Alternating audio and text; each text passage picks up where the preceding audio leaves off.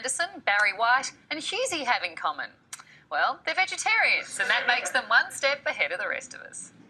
Vegetarians. Sam Kekovich hates them. Do you think the diggers in the trenches were fighting for tofu sausages? They're loathed by TV chefs. I'm vegetarian. You should not get the message. Vegetarians are welcome. Lampooned in popular culture. I'm vegetarian. I'm not hardcore.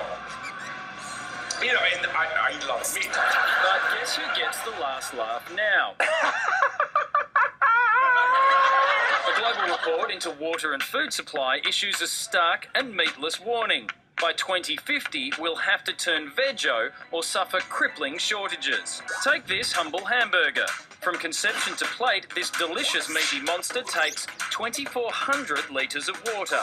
Whereas this nutritious, tasty-looking vegan number needs just 70 litres. Really, it's a no-brainer. Oh, come on, Charlie. I haven't eaten meat in 6 years. Now look at me. I'm hot. Hotness aside, meat production consumes the lion's share of the world's fresh water, 38% of habitable land, and creates 19% of the world's greenhouse gas emissions. The average Western diet currently gets about 20% of its protein from animals. Experts say that needs to drop to 5%. Vegetarianism is often based on ethical choices, but as the world's population grows and our demand on resources expands, it seems swapping that lamb for lentils will be a choice taken out of our hands. Jon Dee is from Do Something, and we're guessing he's going to suggest that we do eat more tofu. Well, John, it's fine for you and Husey, but what about us meat lovers? Do we have to start enjoying things like soy sausages? I'm afraid that may be the case, because if you think about the global population, it's going up. Back when the Queen came on the throne in 1953, there were about 2.5 billion people. Today there are 7 billion people. But the issue that everyone is worried about is that by 2050, there will be 9 billion of us. And the worry is that there simply won't be enough water and other resources to go around to let us eat the amount of meat that we'd like to. Well, speaking of those resources, when I think about a steak or a nice meaty hamburger, I understand there's a cow that gives their life, which I'm grateful for. There is some land, there's some transport that goes into it. But 2,400 litres of water, how is that much water used in the process?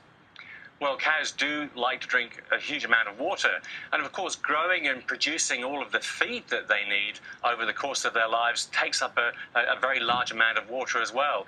And so that's why people are suggesting that the best way forward is for people in developed countries to start eating a little bit less meat. So that's the thing. I mean, for most people to switch to a strictly veggie or vegan regime sounds like too much of an ask. What are the little things that we can do to really make a difference? Well, Australians are spending about $7.8 billion a year on food that we buy but then throw away. So one of the simplest things is to actually store your food better and make use of the food you've already bought. One of the other key things is to maybe do what they're doing overseas a lot more, and that is to maybe go meat-free 1 day a week. And of course, the other thing to do is rather than have meat as the main dish, the main ingredient of your meal, maybe have it as a side dish instead. So that way, you won't just save money, you'll make a big environmental difference too. John, I only know one vegetarian, that's Dave. Is there a way to give up meat and not look pale? Look, I think it's called a lot of time in the sun.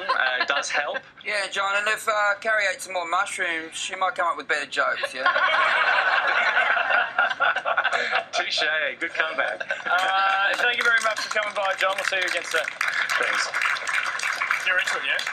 I actually am into it. You've been banging on about it for a long time, but I think I've turned. Not good for you. There you go, I've said it again. I'm not sure it solves the problem. We had a web poll today. What's the best way to tackle a future meat shortage? 18% artificial meat, 54% vegetarianism, and my favourite, 28% cannibalism. Now, given that the core of this problem is overpopulation, I think your solution is in something of a Soylent Green number. Right about there, we're going to take a break. Back in a tip.